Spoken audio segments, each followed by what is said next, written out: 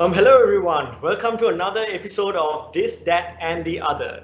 My name is Varun Chandramohan, your host for today. Seated next to me is the man behind the hit YouTube channel Business Guru with over 300,000 views under his name. He's a trainer at Luminary and my co-host for the day, Sam.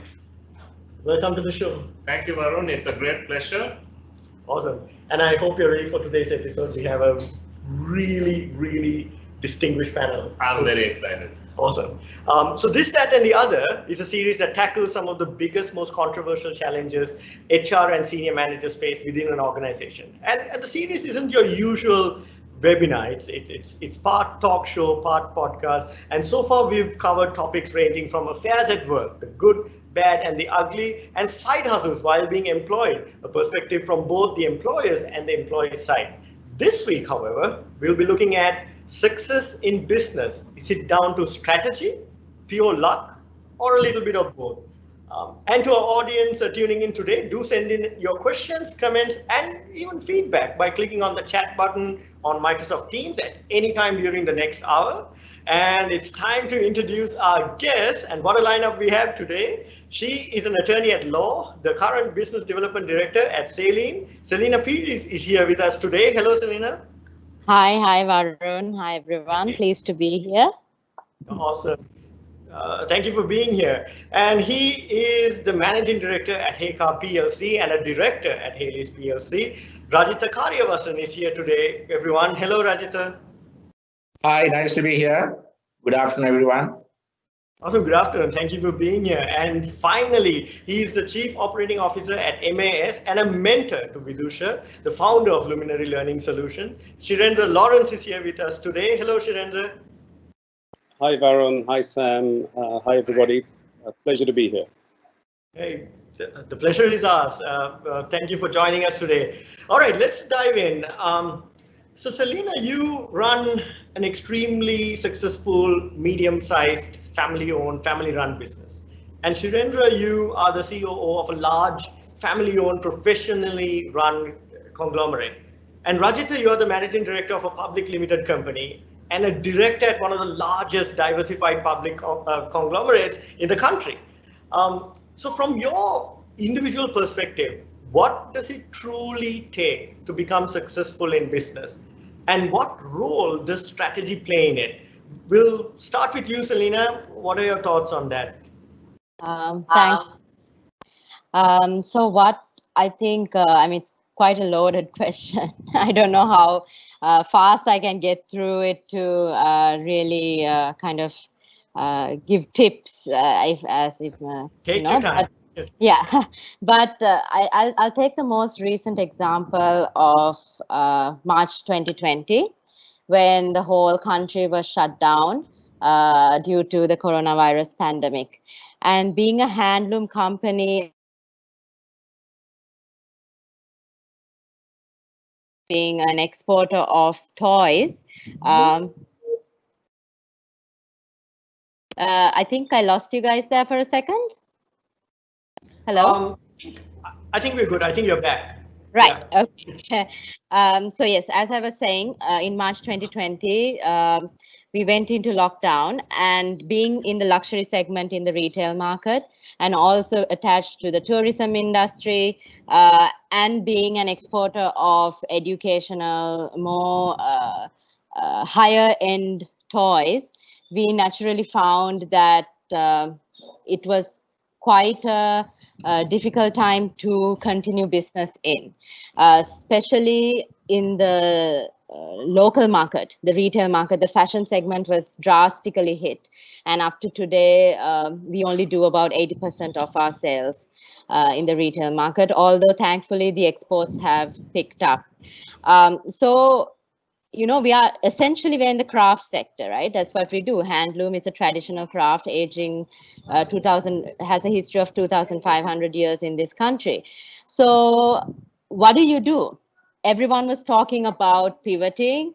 Everyone was talking about PPEs. Everyone was talking about the essential sector. And my board, which is my mom, myself, and our team of senior managers was sitting there thinking, what on earth can handlooms do during this time? which is when we decided very fast. So I think 2 weeks after the lockdown, we decided that we are going to start doing fabric masks.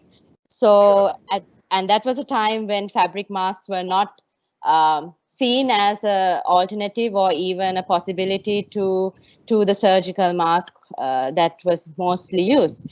So we took that risk at that point, and up to today, I think for the last 2 months, we were able to get our cash flow in order to be able not to lay off any staff. We have about 300 direct staff and about 400 to 500 people who work in the villages doing various things connected to the handloom sector.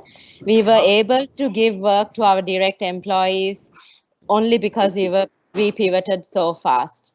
And yes, the question is whether that was strategy or luck. Certainly at the beginning of the year, we had absolutely no idea that we would enter an essential sector.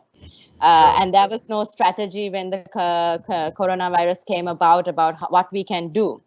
But it was, so what I think is, as business leaders or anyone doing business really, what needs to happen is, yes, you have your plans, you have your strategies in place, but if you're not able to be so fast to really identify the opportunities that are coming your way, no matter what the best strategies you have in place, the best team you have in place, you are not going to be able to get the best of the situation.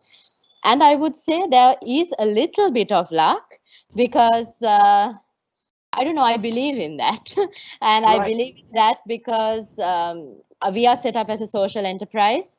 And by definition, a social enterprise is one where the core of our operations is an activity which impacts social or environmental issues in the country. And what we deal with is the issue of women, middle-aged women, being unable to access work in their own homes. And what happens when they are unable to do so is that they go abroad as unskilled labor, right? So that is the social impact that we are trying to make in the country. So why I say it's a little bit of luck is because if your business is geared to doing good, I believe that there is a universe that conspires to kind of give you the solutions at the right time. But having said that, I don't think at all anyone's going to luck or anyone is going to give you a solution if you're not able to think on your feet and be strategic with everything that you do. I hope that answers some of the question that you posed at me. Well, it did, and it also opened up a whole bunch of other questions that I would like to ask you later on. And so on that note, Shirendra, any thoughts on what it truly takes to become successful? Because I think Selena did touch on luck a little bit, and she did touch on the pandemic and how it took us all by surprise. I mean, the experts were warning us. I mean, it was a matter of when and not if. But surely this must have been something that just sort of came out of nowhere. So Shirendra, your thoughts on what it takes to be successful, strategies, role, and maybe throw in a little bit of luck in there, and what do you think about it? So thanks, Varun. From my point of view, I would say that certainly, is it luck or strategy? Both play very, very important roles in how businesses either succeed or don't. I think, strategy is something you probably can plan a little bit better than you can luck. So maybe just talk about that for a moment first. I think developing a business strategy is super important, and actually as organizations go bigger, more complex, become global, these become more and more challenging as the leadership distances itself from the action. So it's important to take time, sit back, and it is a process that we have to go through. I think all successful business leaders do this either informally, particularly in the small companies, and then as the companies become larger, it becomes more formal, maybe using theoretical models, so on and so forth. And I think probably the most successful leaders use a combination of formal and informal. For me, certainly in my lifetime, I've felt that it's important to take time out, generally with senior leadership, at least once a year, maybe biannually, to reflect on the past, to assess how things went in relation to the plans that were set out, to try and understand what impact external forces had on our progress. And I'm a strong believer that reflection is the best way of learning anyway. So taking time out and reflecting is really important. And I've always used these opportunities to also bond the teams, where get away from the workplace, move to an environment where you're not being disturbed, have a couple of days together. Also breaks down some of the other challenges that you come across during the course of day-to-day business. And then when you're doing this process, I think assessing as you look forward, assessing your current positioning as an organization, strengths and weaknesses, and how those are playing in the market, how the market itself is performing, how your customers are doing in the market, and then understanding the forces that will impact you and going through them one by one, whether it's competition, supply chain, and so on and so forth.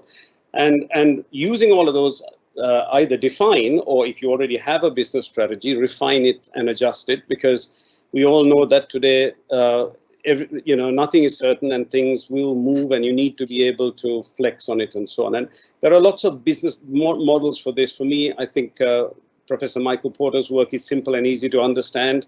And I've always used him as someone to, and there's some great videos online, simple, easy videos to learn. So I think, yes, strategy is super important. And I think at the same time, constantly reviewing the sort of the vision, the mission of your corporation and the goals is equally important, because if those have to change, and it's best that those aren't changed too frequently, then it makes sense to, obviously you have to edit your strategy to go with that.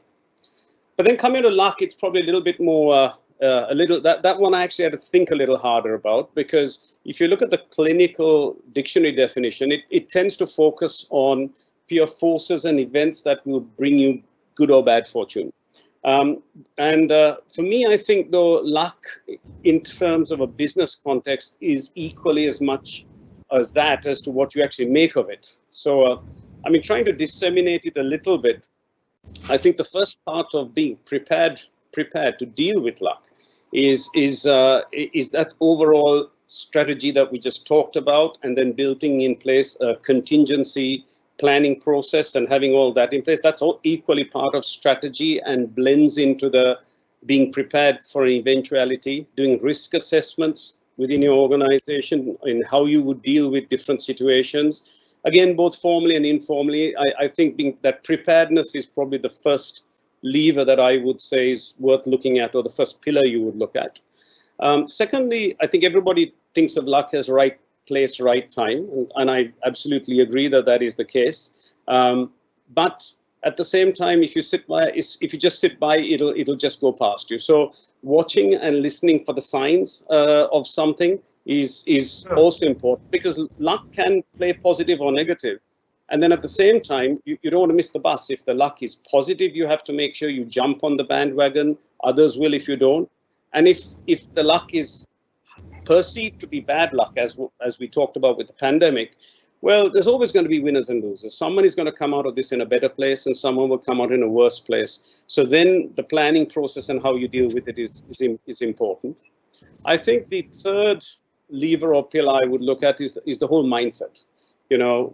Have a positive mindset. Again, luck, whether it's things going right or wrong, can be good or bad depending on how you look at it. And I think sort of the analogy of look at the glass as half full but as half empty, and actually figure out how you fill it up is a good one in this place. And certainly let's make the best out of a good crisis, never let it go past. I think that's something you have to, as a leader, you have to be positive about. And then I think finally, I'd say the fourth one would be the ability to flex, because when luck happens, it's less planned, and you have to be ready to flex. So I think situational leadership, motivating, directing, inspiring all the people around you to rise to the occasion and make the best of it is important. And you have to be strong. You have to be resilient from a leadership point of view, it comes with a lot of pressure. Try and contain that as best as possible. We all know that under certain pressure conditions, we perform well, but if you let it go too far, then you can break down, and you don't want your teams around you to sense that. It'll dilute the confidence that you may be building, sustain your energy levels through it, and deal with setbacks, because you will have setbacks. So I think those are the sort of four ways I would say is looking at luck and what makes what is able to make you make the best of it or be a loser through that process. And I think the most important thing through all of this process when you're leading an organization with a large number of people is communicate. I mean, communication is super important. Just to touch on an example, and Selena talked about the current crisis, so I'll try and take a step back from that and maybe go a few years back when we had the global financial crisis, which equally was a big challenge at the time. And if I take from my personal experience, the company I was with, where we were moving into a new category of product, effectively I was setting up a new business at the time. We were 2 years into getting a new business up and running, and as is very often the case, it wasn't quite going to plan. So already we were into contingency planning. And therefore, I guess it's fair to say there was a certain mindset that you need to be ready to change and adjust at that time. But I think as the leadership, the important thing was to see the signs when the global financial crisis was upon us. Right. I remember sitting down with the team that I was working with at the time and saying, you know, we're picking up these vibes from 2 or 3 of our smaller customers, not the big customers, that this is what they think might happen. And how do we make sure that we are absolutely prepared for this? And since we're already in a semi-crisis mode, this could be in our advantage. So we actually looked at it in a very, very positive mindset. We rallied the troops, explained that this was an opportunity that we couldn't miss. And then it became about really communicating and meeting and planning consistently at a leadership level, even daily when things were really at their worst. Splitting responsibilities amongst the leadership team, not necessarily based on your core competence or your designation, but what your skills were and also your time availability. If one of your colleagues was in an area where they were overly stretched, well, can you take that on or support them and so on? That was really important. And through that, I think I learned, and something I've maintained subsequently throughout my working career in the last sort of 8-10 years since then, was how do you, I beg your pardon, dozen years since then, is to build leadership at every level of the organization. So at that time, the team that I was looking after was over 10,000 people, about 12,000 people. And we had a management team of about 700-800 people. So we created a rung of the senior leaders, obviously, the mid-management, and we then ran at the more junior level of executives of management, ran town halls so that all 700-800 people could see you and listen to you. And I think through these processes, being transparent and objective, being very open, not hiding anything, but being very objective about what it takes to win was super important. And then we came out of that in a good place, actually, whether we understood the customer needs. That was very, very important. And I think even in this current crisis, I know as we went into it in March, it was very much the same. Let's just watch the customer, make sure the customer feels this to the minimum. And in the earlier stages of the crisis, before it actually hit Sri Lanka hard, that was super important. We had supply chain issues very early with the East being impacted, and we had to deal with that. And eventually in the situation, if I jump back to the global financial crisis, the competition was definitely less well prepared and they wilted. And I think crises are opportunities to then capitalize on the competition wilting and eventually phasing back, because when you come out of it, eventually there's going to be great opportunities and, you know, build meaningful partnerships and so on. And in that business's case, in the post-crisis 6 to 8 years, we grew the business to about 5 times the size that it was pre-crisis, and with very, very strong financial performance. And I think, again, when you reflect on it, it was a combination of good strategic planning, a lot of flexibility, and then when the crisis came, take that as an opportunity and make the best of it. So I hope that gives you some perspective. It does. Thank you so much, and that was quite insightful, Surendra. So moving on to Rajitha now. Rajitha, you should have a very, very different perspective, especially being a part of a large publicly owned, like a conglomerate. What are your thoughts on that? What does it take to be successful, and what role does strategy play in it? Yeah. Good afternoon, everybody. Once again, it's a pleasure to be here. Now, I would like to bring certain different dimensions since some of the areas have already been covered. Now, one of the things I would like to bring to the forum is, whilst I believe both strategy and luck are important parts of a success, one aspect is there are many more other success factors that may be more relevant than these two in certain instances. I'll dwell onto that. And the second one is I also believe that there is a relationship between the strategy and the luck, because one seems to be, in my opinion, dependent on the other. I would explain this now. When you try to define luck in a practical situation in a business, what you like to kind of basically, how do you define it? Say, suppose that you have two businesses who have, say, similar markets, similar capabilities, similar resources. So depending on an external situation, perhaps if these both organizations who are in similar capabilities, resources, and similar access to these kind of markets and information, given that same situation, would you believe that both companies would perform the same or not? Right? I believe, given the equal status quo, everything in par, these two businesses, in most times, one could do much better than the other. So why is that? Like, this is from a practical point of view, I would like to bring luck in. For example, I would bring out a natural disaster that we faced. 2 years ago, our HECAB operations, we are quite diversified in our manufacturing footprint. We have large operations in Indonesia. We are based in Sulawesi Islands. So the area of Palu was hit by a significant earthquake and tsunami, and a resultant tsunami. Our factory was quite close to the ocean. Now, when the entire city of Palu, where I went subsequently and observed that entire city was destructed. It went into pieces with thousands of deaths. Our factory was 100, 200 meters away from the ocean. And the earthquake went in a way that it is in a particular direction to where the machine flow is. So our buildings collapsed. Only the cracks and some of the machinery damage. No water came into the facility where adjacent, most of the businesses were destroyed.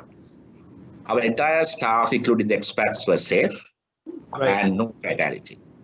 So how did we survive in that situation, whereas the others could not? So obviously you see there is some uncontrollable, some supernatural effect coming in there. So because we didn't lose people, we could go back, and within a matter of 6 months, we reconstructed, and one of the largest profitable operations for us now.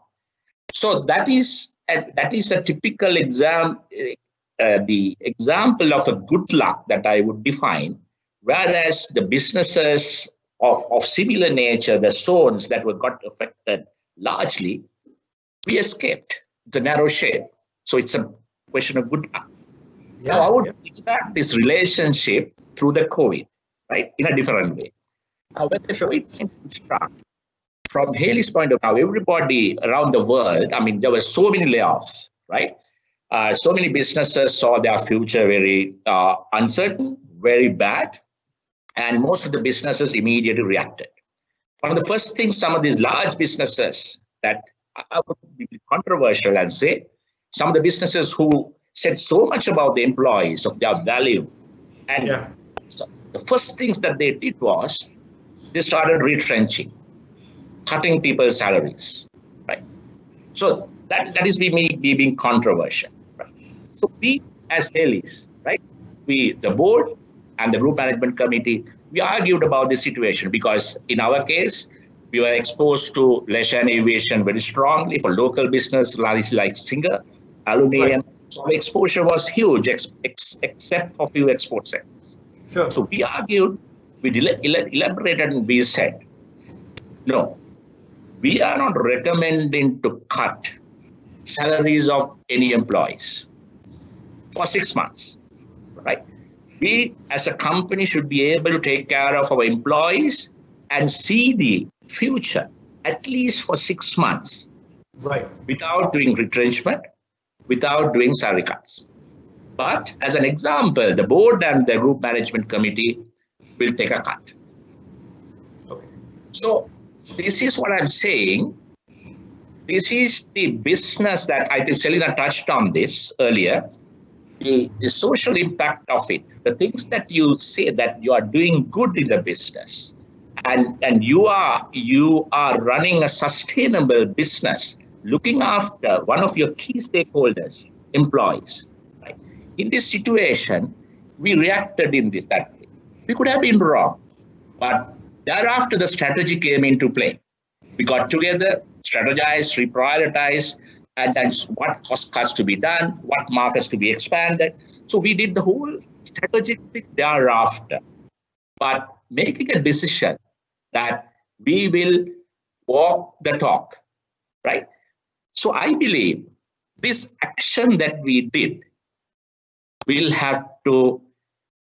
come as a retribution, as a positive retribution, as a positive luck in the future. That is going to happen, because for us doing it in a similar situation, if another company retrenched and cut the pace of the workforce, my future, the ramifications of my business versus the other business cannot be the same, because the laws of nature, laws of doing good is going to bounce back, right? So that is one thing I say, that is a strategic action that we deliberated and did. Very strategic action, not to cut salaries, not to retrench, at least for 6 months, right? So that is a strategy in play that would perhaps in 5 years, 10 years, or in a year's time would come as a good business. Thank you. Thank you, Rajita. That was really, really insightful. And you mentioned a few things that I really didn't know about, and that did open up a whole different thought process in my mind, and which is now you do talk about strategy, and in fact all the guests did talk about strategy. How do you get organizations to get their employees to buy in? And how do you get them to actually implement the same strategy or to actually do what needs to be done? So there are two aspects to it. A, to believe in the strategy, to buy in to strategy, and then B, to actually implement them and actually do them. So I'm just going to open this panel. I would love to hear the thoughts of each of you. So maybe who would like to go first? Or Shirendra, would you like to take a stab at it, or Selina?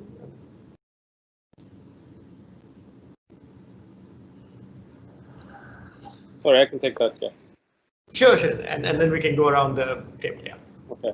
So I think the big word here is trust, because when you know that things are going wrong,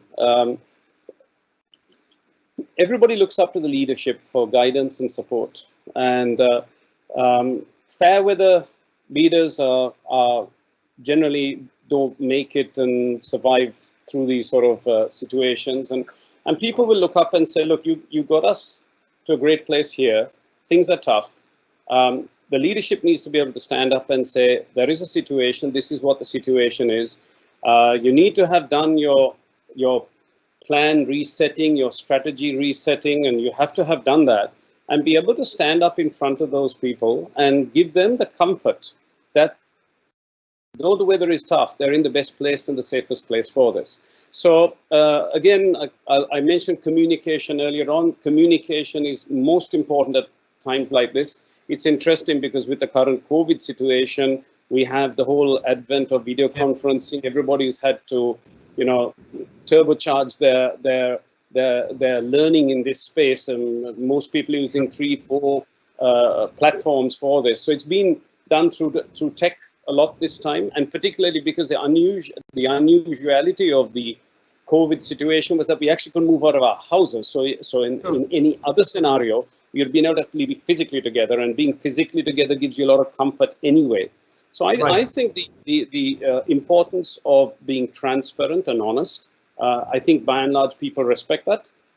Making sure that you build that trust, that you know what you're doing, and that we believe we have as good a chance or better than anyone of weathering this storm, and giving the troops that confidence. And I think that's the piece that makes the differentiator, that then you get the troops back into the trenches, and they're out there fighting the cause, trusting that you've made the best decisions for them at that time. So I think that would be my take on it. Oh, very, very interesting. Selena, any thoughts on how do you get your team to buy in on a set strategy and actually follow through and get things done?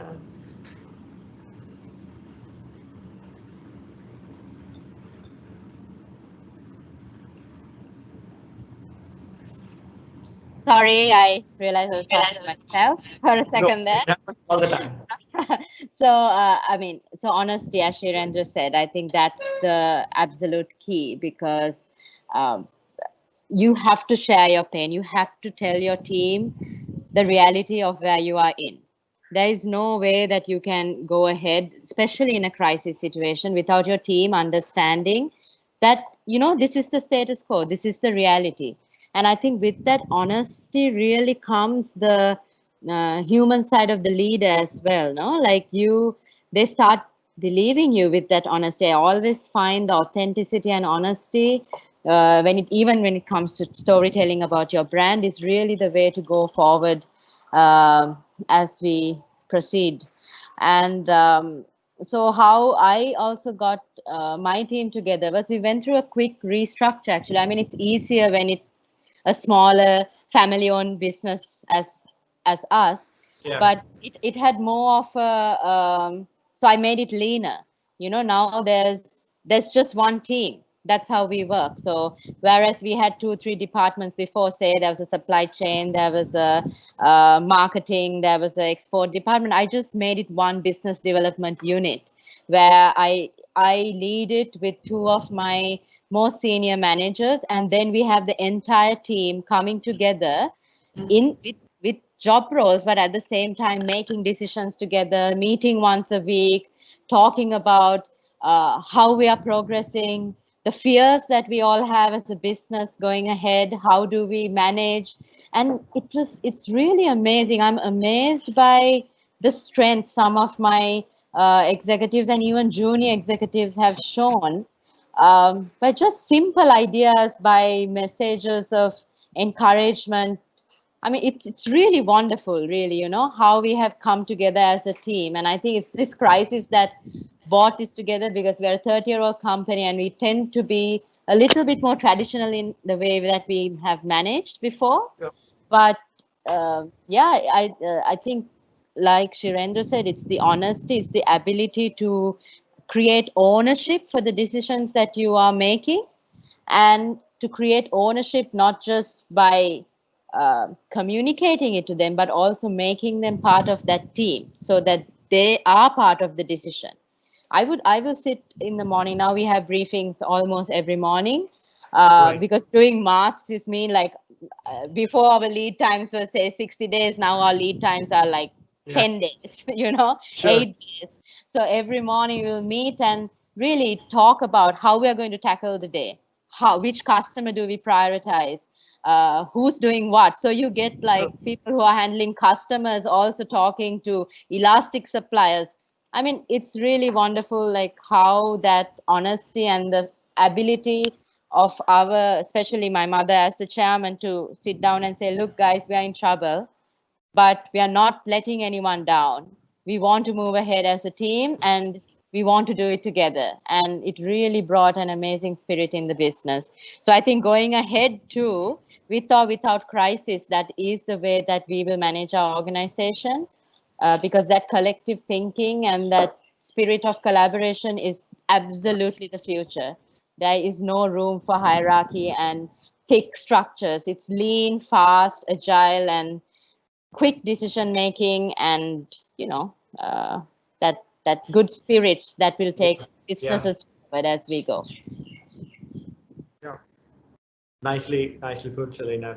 That's absolutely spot on, what you just mentioned, and I think our audience will walk away with some important insights that they need to carry through on their day-to-day jobs, and also to display in their leadership. And so I'm just going to move to Rajita. So Rajita, once again, huge. We've got a conglomerate. How do you pass down the strategy down to each and every, organization, subsidiaries, employees, right down to the bottom? How do you get them to buy in, and then how do you get them to actually do that? Yeah, it's quite tough. Any kind of public listed and becomes larger, right? Your governance standards, and there are certain restrictions of information flow, so it becomes certainly challenging. Now, one of the things that I certainly believe is your strategies need to be very, very simple, because a lot of management I've seen, and especially some of the management gurus themselves, they complicate these strategies, right? So you need to have what I call executionable strategies, right? And your plans need to be very much attuned to the uncertainties that you face every day today. So I don't believe today's terms. I mean, you could have strategies for 5-10 years. The situation is so changing, environments are changing, markets are changing, political landscape is changing. So it's I would call having some level of vision in mind. So this is where we want to be, and there are a few concrete steps, right? In the strategy, what do you want to do to achieve it, right? Make it very, very simple in terms of markets, in terms of your supply chain, in terms of risk management. Simplify it as much as possible. Then kind of break it into small pieces, because in a large organization, what is relevant is when you, through the hierarchy, when you lose the visibility of the people, they must not get bogged down with the top management's kind of strategic objectives and so on. So you must translate this into actionable steps where everybody's job makes a meaningful effect on the final achievement of the strategy. So down to the shop floor, what he needs to do in terms of the reducing rejects, or in terms of productivity. That will give the final strategic contribute to the final strategic objective of you doubling your business or whatever in 3 to 5 years.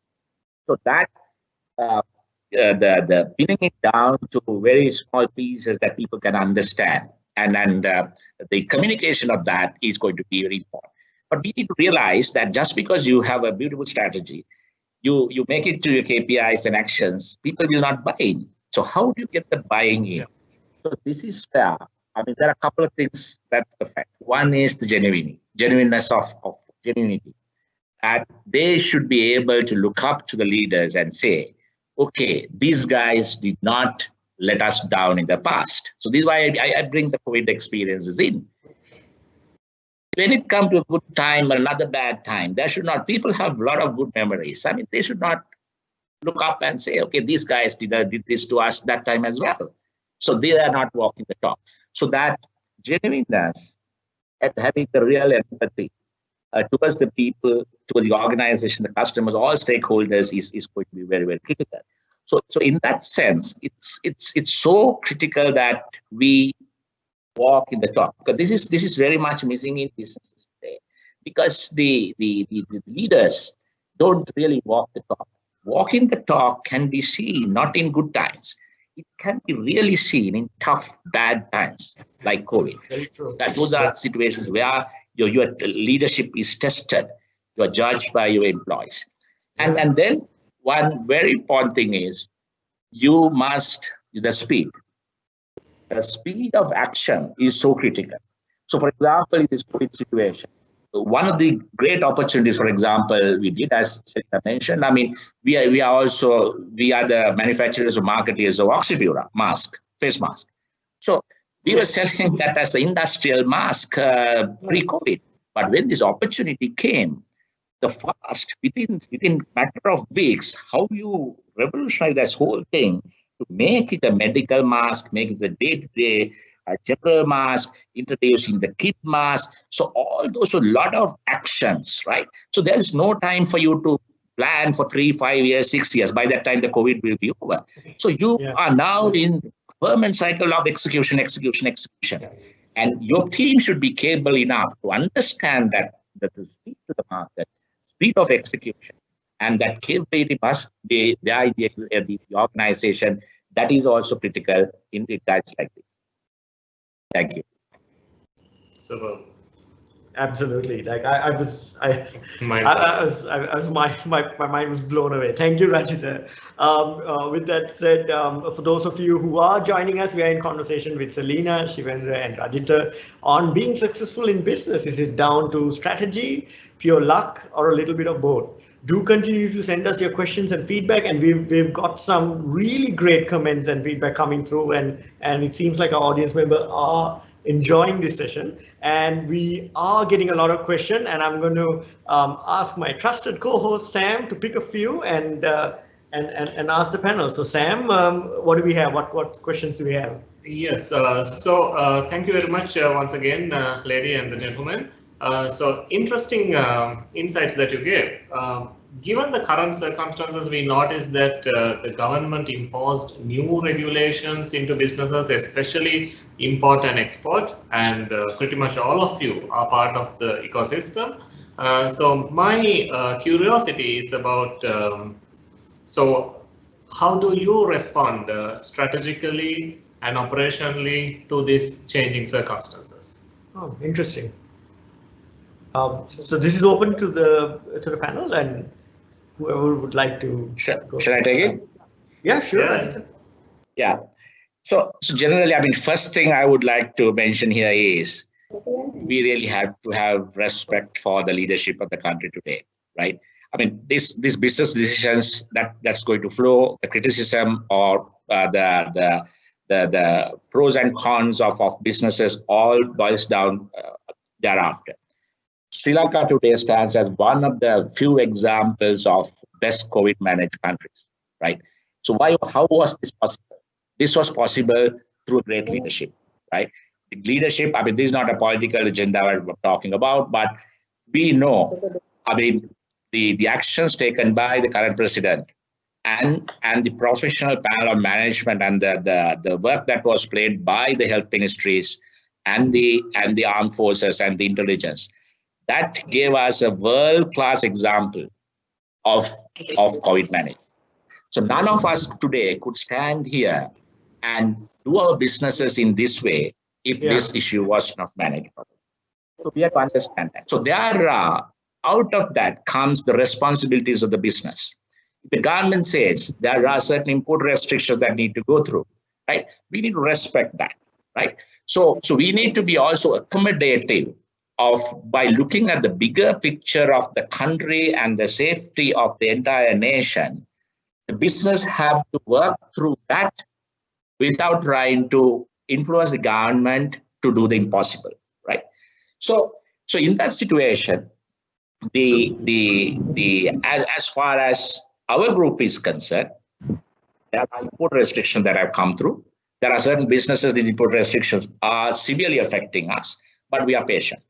And as far as the exports are concerned, most of the import restrictions are waivable or can be adjustable in terms of re-export. So anything that you bring into the country that were in the ban list or negative list or whatever in the temporary ban items of imports, they could be we could canvass for them, and we could ask for redress, and for the export value addition, we could. But there have been a lot of administrative issues.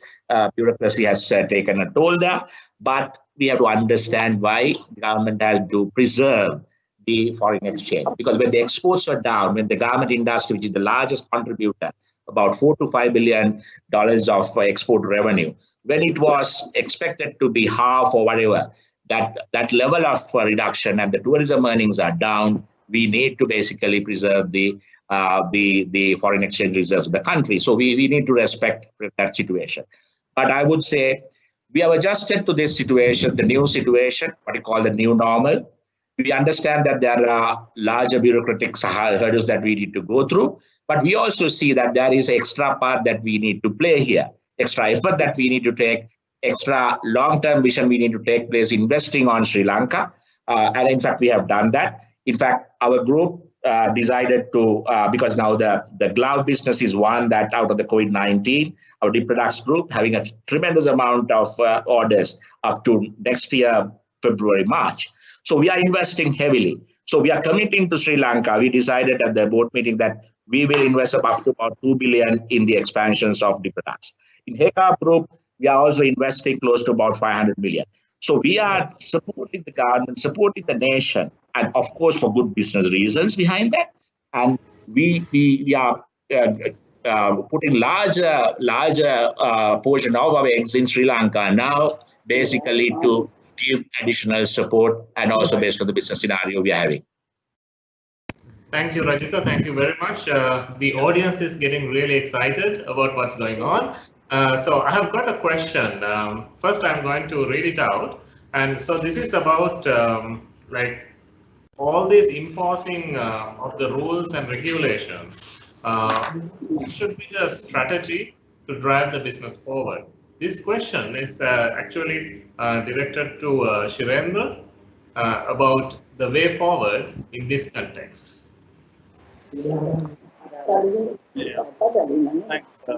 Thanks, Sam. So maybe I just pick up from where Rajitha left off, but I absolutely endorse everything that he said. Spot on. And I think in terms of that import export, and I mean our corporation is possibly the largest exporting organization as a conglomerate in the country. So it has obviously any legislation that is brought in that puts some challenges on that creates us challenges. I think we're respectful of the legislation that was imposed right at the onset of the crisis. There were certain blanket limitations put in place for exactly all the reasons that Rajitha talked to. I think the power of collaboration is what has really taken us beyond that. From the industry point of view, if you take our industry, the apparel organizations around the country, we come together through a number of different associations, and then there is an overall umbrella organization, JAF, the Joint Apparel Associations Forum. And I think through the whole crisis, right from day one, everybody in the industry rallied together and turned to the leadership of the umbrella organizations and said, can we speak with the powers that be collectively? So we have been doing this actually as an industry through the whole crisis. There were lots of early issues to do with getting people back to work and so on and so forth, and keeping people safe, and that worked well. But as it came towards more latterly, and when the import restrictions came in, we did the same thing there. So the sort of the power of collaboration kicked in. We have the leadership of all of the larger, probably the top 6, 8, 10 companies sitting together there and going to speak with one voice. And that then gave a lot of credibility to the process. And at the same time, at the government's level, the Board of Investment and the Export Development Board both have very, very dynamic proven business leaders at their helm, and they've worked collectively. So when we found we had issues, whether it was how to get people back to work, how do we overcome these limitations, how do we speak to the government and get them to understand the consequences, and then get the government to relook at the fine print and start editing that so that it achieves the overall objectives. Right. But at least in our case, allows us to bring raw materials in to get the export industry going. At the same time, introducing and controlling the payment cycle so that it minimizes the national cash flow implications. We've found that the different groups, whether it was as I said, the association groups, the government groups, have worked together really, really well. And I actually would go as far as to say it's probably the first time we've seen that level of collaboration across the different groups. So it's meant that even at a national level, if someone has to speak to another governmental organization, they have facilitated that and not passed it and palmed it down to us to say, well, you now need to go and talk to somebody else. So I endorse what Rajita said, that the way the leadership of the country has managed this has been outstanding. It's facilitated us in a very, very difficult and unpredictable situation to be able to work our way through it. And if you take the particular point that you just brought out, Sam, the limitations of import and export, there are still some restrictions that they're retaining. In fact, there was a update on the Gazette, I believe, issued just last week. That still keeps limitations on the payment cycle. So they're saying you can't just import things for export and sit on it forever. It has to move through the system. And there are limits that have gone in, and it will possibly introduce a little bit of red tape. We're stuck with that because you then have to introduce systems to make it work. And I guess what we would hope is that that red tape then doesn't get in the way of actually making things happen. But net, I think the power of collaboration is everything. And yeah, absolutely endorse everything that Rajita said in terms of what's happening from the top, how the industry associations and I'm sure the other associations have worked similarly, and the organizations themselves have worked. Sam, if I can just add to this, actually, from a SME perspective, while absolutely endorse what Rajita and Shirendra have said, especially the fact that the government did not restrict the export of PPEs during the most crucial post-COVID times was beneficial, not just to the bigger companies, but also to smaller companies like ours, which pivoted into PPEs at that point.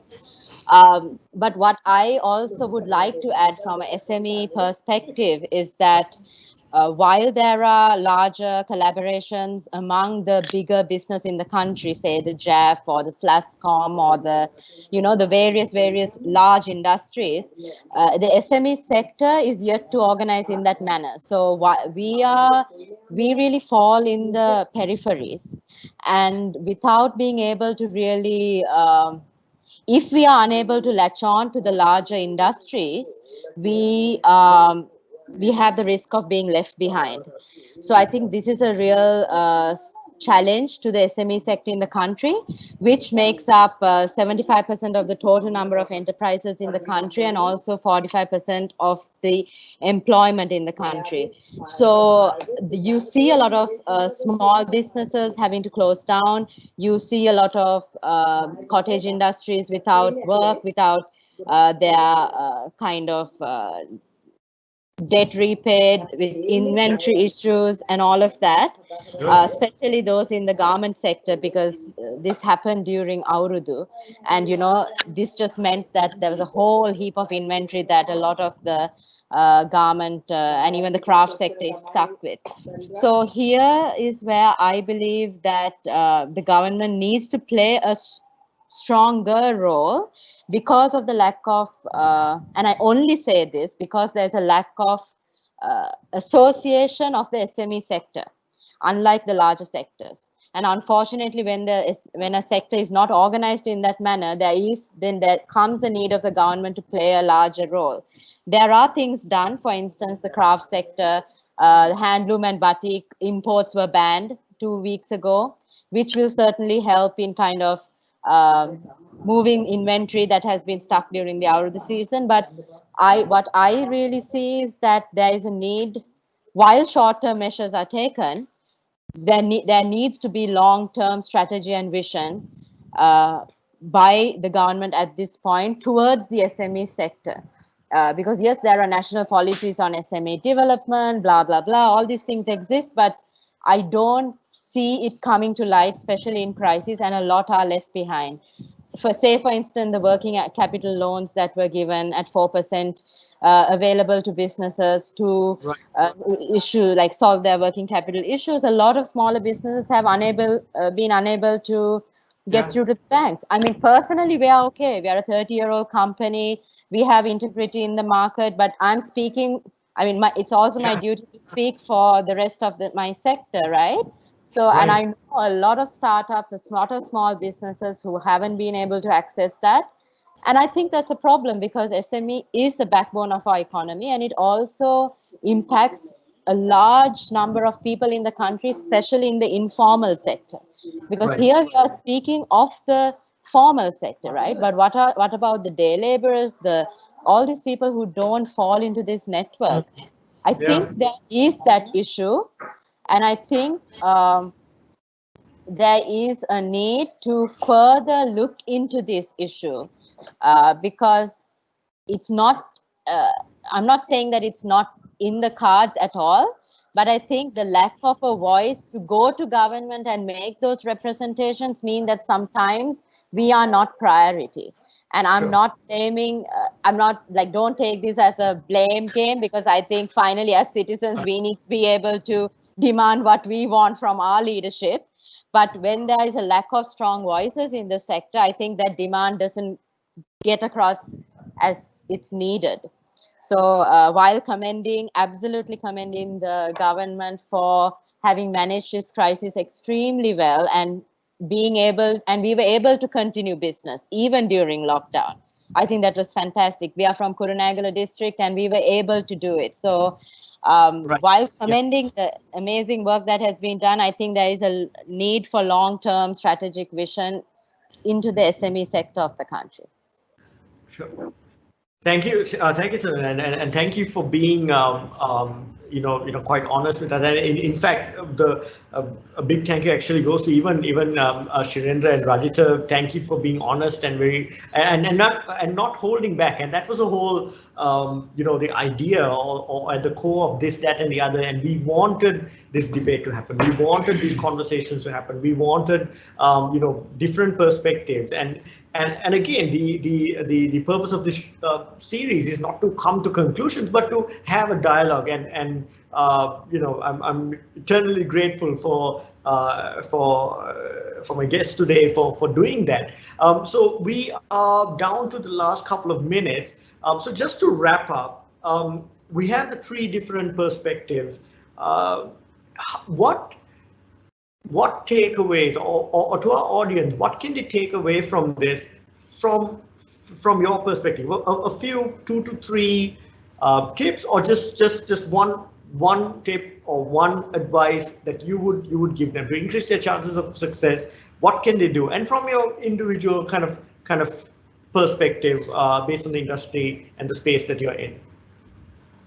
Selena, we can start with you, Shirendra, and then we can end with Rajita.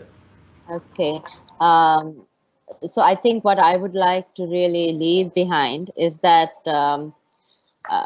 especially if there are young people in the audiences, or there are people who want to be entrepreneurs, start business in this audience, or are part of leadership management teams in their companies, I think the future is for ethical, sustainable, responsible business. There is no going away from it. The largest corporates will have to take this very, very seriously, because the new customer, I would say the post-COVID customer, will require that brands are transparent, that brands are responsible towards their employee. I think what Rajita mentioned before, their largest stakeholder, our employees, our people, that we are conscious towards our environment. And I don't think we can get away with whitewash anymore, especially not in this digital age. And we shouldn't, because I think what the world has showed us in the last couple of months is that nature will fight back if we don't do what's right by this world. So Sure. I think my key takeaway, my key tip would be, if you are in places of influence, even at a lower management, I think it's time that we said, no, this is not the right way to do business. This is the right way to do business, and profit maximization shouldn't be the end goal. At Celine, we believe in the triple bottom line, which is people, planet, and profit. There is a way to do business while ensuring that the people and the planet are equal stakeholders in what we are doing. And I mean, yeah, I don't think we can ignore that any further. Business has to be the custodians of having a better world, and I believe we are in the most sustainable and the most independent position to do so. We don't have to be re-elected. We don't depend on grants. We make our own decisions. And I think we are the most suitable custodian for a better world. So that's basically what I want to say. Again, thank you very, very much for having me. It was such a pleasure to be among this panel. So yeah, that's it from me. The pleasure is ours. Shirendra, real quick, your final thoughts, takeaway, and that one advice for businesses. Well, personally, I think Selena did a great job of summarizing for all of us. I don't know that there's anything more to say, because I think what she said, and we may not have focused on all that detail, is absolutely spot on. I think if I had to add something to that, first thing I would say is don't panic, right? I mean, we talked, and again, this comes down to how do you flush strategy, luck through the system. You know, panic and remaining strong is very important. You know, we as Sri Lankans are survivors. We've been through multiple crisis after crisis, tsunamis, conflict, social, political challenges, so on and so forth. And I think we're very resilient. And I think that resilience comes through our commitment, our optimism that we will always make the best of a situation, and by remaining focused and objective, and just not succumbing to panic. And I think I would just sort of add that to maybe as a means to the end rather than the end. But I think those were my final words. From me too, thanks for having me on the panel. It's been a pleasure. Enjoyed being there, and yeah, great. Do it again sometime. Awesome. Thank you, Shirendra. Rajesh sir, your final thoughts and key takeaways. You're on mute, my brother. Saina and Savindra sum it up quite well. So if I am to add one more thing by a very, very practical example, again related to our country, is the leadership. Because everything else becomes secondary when we have the correct leadership. I mean, you could see today, because I was traveling from many times during the COVID, now from Colombo to Kaputale back and so on, because I frequently travel this far. I see almost 97% of the Sri Lankan people are wearing a face cover. I don't call it a mask, but a face cover. Today, look at the situation in the world. The most advanced country in the world is the US, right? And you see why is that difference? I mean, a country that perceived to be developing or almost a kind of a third world country. How did we rise to this occasion? What changed us? That was the correct leadership. And the same is true. The most advanced country today, in the lack of it, you can see the results. So if we got the correct leadership, I mean, we have hope. And I think this country can be a very nice place to be, and a very, very nice what I call the pearl of the ocean, and it can be a very, very strategic place. And then you could see how many people now want to come back to Sri Lanka. I've seen this. So at the younger generation, my message and everybody here is, please take up your role. This is your chance to basically take up the leadership, your contribution to this nation, whether it's your company, your individual, or at a larger scale to the country. Please make this a much better place for all of us to live. This is our country, so give your share. And we have ample examples out of the COVID-19, how exceptional we can be. Thank you, Rajita. That's such a lovely thought to close this session. Well, with that, I'm afraid we're out of time, and we do come to a close of today's conversation on what makes a business successful. Is it strategy or luck, or a little bit of both? Once again, a huge thank you to our guests, Selena, Shirendra, and Rajita. Thank you very much for being with us today. It's been our pleasure. And a special thank you goes out to Sam, my co-host for today. Thank you very much, buddy, for being here, and the Luminary team, and to our audience who tuned in today. Thank you for your questions, and thank you for your comments. Next week, we'll be speaking to the Senior Vice President, Human Resources at Fortune, Oshana Dias, the HR Director at CGG Group in Brazil, Gabriel Botelho, and the Managing Director at the World Pension Forum in South Africa, Chris Cohes. And we'll be talking about diversity and equality. Are we there yet? So don't forget to tune in next week. I'm Varun Chandra Mohan. Thank you for joining us today. See you next Saturday. Thank you. Thank you. Thank you. Bye. Bye. Thank you very much. Thanks. Yeah.